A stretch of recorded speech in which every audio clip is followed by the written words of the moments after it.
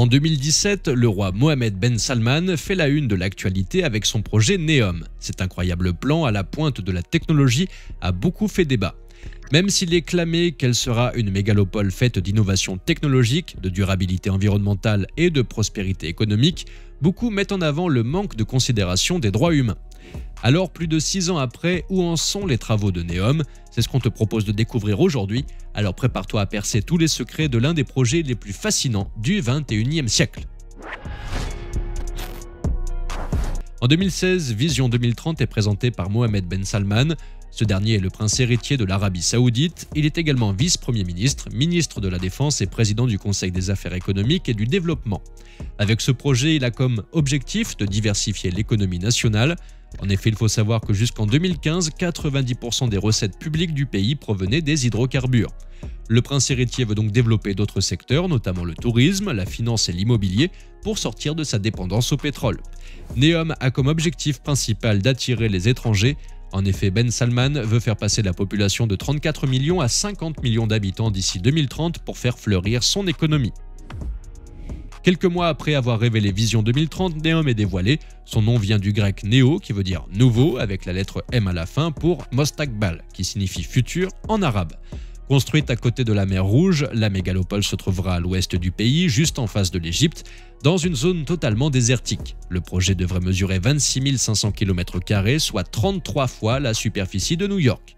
Avec un plan si grand, le budget doit lui aussi être colossal. Cet énorme projet a un coût estimé à 500 milliards de dollars, rien que ça. Conçu pour être construite en plusieurs phases, la première devrait être terminée en 2030. Rien que cette partie devrait coûter 300 milliards de dollars.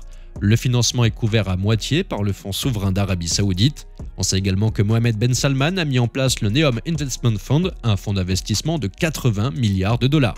Il est notamment financé par la privatisation d'une partie de Saudi Aramco, la compagnie pétrolière nationale, mais il est également question qu'une partie des travaux soit financée par des investissements privés à la fois locaux et internationaux.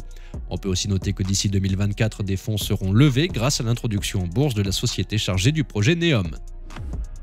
La mégapole devrait être constituée de plusieurs villes, une cité nommée Oxagon qui sera le plus grand complexe industriel flottant au monde.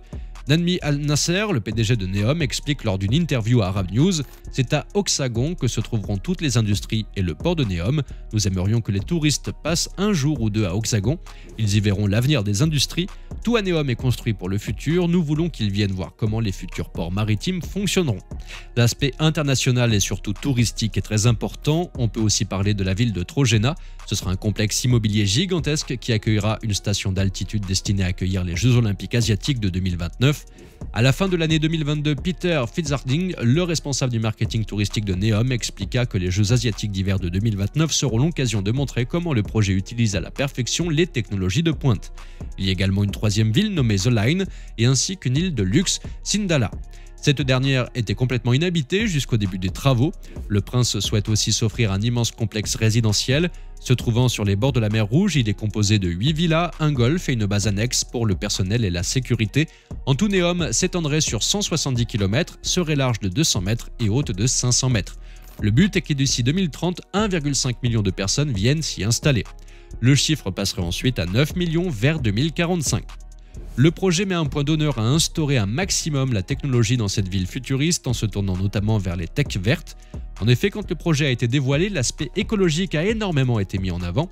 Ainsi, NEOM devrait être alimenté à 100% par des énergies renouvelables. Un autre objectif est de la rendre autosuffisante en nourriture. Pourtant, à l'heure actuelle, le pays importe plus de 80% de son alimentation. Et le projet ne serait pas si écolo que ça, car il perturberait inévitablement la biodiversité locale et aurait un coût écologique de 1,8 milliard de tonnes de CO2, soit 4 fois ce que le Royaume-Uni entier produit chaque année. Cela sera également dévastateur pour les nombreux oiseaux migrateurs de la région qui risquent de s'écraser contre les murs en verre de la mégapole. De plus, en 2019, le Wall Street Journal affirme avoir pu accéder à des documents confidentiels. Selon le journal, avec ce projet, le prince Ben Salman se voit en roi de la technologie. En effet, les documents parlent de mettre en place dans NEOM une lune artificielle, des plages phosphorescentes, des taxis volants, mais aussi des majordomes robotisés. Toutes les activités du quotidien, de la gestion économique à la police, devraient être faites par des algorithmes dotés d'une intelligence artificielle. L'objectif est que tout soit automatisé. Incroyable, non ? On se demande alors quels sont les plans du prince, sachant que ces projets n'existent pas pour la plupart à l'heure actuelle. Malgré ces belles promesses, le projet semble peu faisable. Comment réaliser un projet aussi vite avec des technologies qui ne sont pas encore au point, d'autant plus au milieu du désert? Beaucoup de controverses entourent également le projet, que ce soit au niveau humain, écologique et économique. Certaines tribus locales auraient notamment été déplacées de force et en 2020, un activiste saoudien protestant contre ce projet aurait perdu la vie dans d'étranges circonstances. Alors où en est Neom aujourd'hui? Les premiers mois après le début des travaux, Neom a fait les gros titres pour avoir condamné à mort plusieurs membres de tribus locales qui ne voulaient pas se déplacer. Pour accélérer ces déplacements, les habitants n'ont maintenant plus accès à l'eau courante et à l'électricité. Des drones surveillent également les alentours. Sur le côté, le Wall Street Journal a révélé les salaires faramineux des hauts cadres du projet dépassant facilement le $1 million par an. Il a aussi été mis en avant que la plupart d'entre eux sont des Européens et Américains et non des Saoudiens. De son côté, l'Arabie Saoudite explique être fière de travailler avec plus de 60 nationalités. Elle ajoute vouloir mettre en avant le côté international du projet. Au même moment, on apprend qu'une vague de départ d'employés occidentaux a eu lieu. En cause, un management peu éthique, une trop grande pression et des demandes irréalisables. Cependant, malgré les incertitudes et les protestations, il est annoncé en janvier 2023 que 20% des travaux d'infrastructure sont terminés. En effet, Nadim El Nasser, le PDG de Neom, a annoncé la nouvelle sur Al Arabiya TV et a ajouté que les travaux progressent comme prévu. Pour l'occasion, une vidéo montrant les avancées du projet a été publiée. Dans celle-ci, on voit des images réelles des constructions. On nous présente aussi Tonomus, une société établie en tant que filiale à part entière de Neom.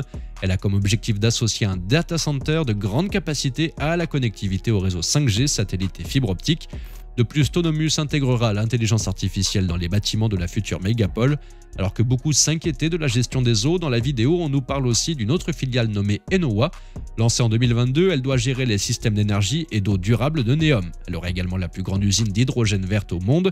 Incroyable, non? En parlant de Neom, le clip ajoute « Il s'agit d'un projet d'une ampleur unique, déjà en cours de la construction dans un lieu dont 95% des terres sont protégées pour la nature et où la remise à l'état sauvage est en marche, ce qui permet de ramener les animaux dans leur état naturel. » Par la suite, Neom fait de nouveau parler de lui en mai 2023. De nouvelles images sont dévoilées par CG Satellite, une société chinoise de satellites de télédétection. On y voit l'étendue des travaux. De plus, une ligne horizontale se dessine et on y voit une exploitation minière ainsi que des travaux de terrassement.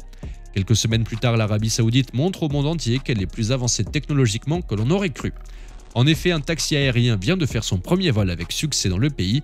Né d'une collaboration avec Volocopter, une société allemande pionnière de la mobilité aérienne urbaine, l'entreprise compte obtenir la certification de type de son taxi aérien Volocity en 2024 pour ensuite produire 50 avions par an. Il ne faut pas oublier que la mégapole saoudienne n'aura ni voiture ni route, elle doit donc trouver des solutions. Un service ferroviaire à grande vitesse devrait également voir le jour. Tu sais maintenant toutes les avancées du projet Neom, ses qualités comme ses défauts. Il est difficile de croire qu'un tel projet peut vraiment se réaliser, pourtant la construction et les avancées technologiques avancent à grands pas. Et toi, qu'en penses-tu ?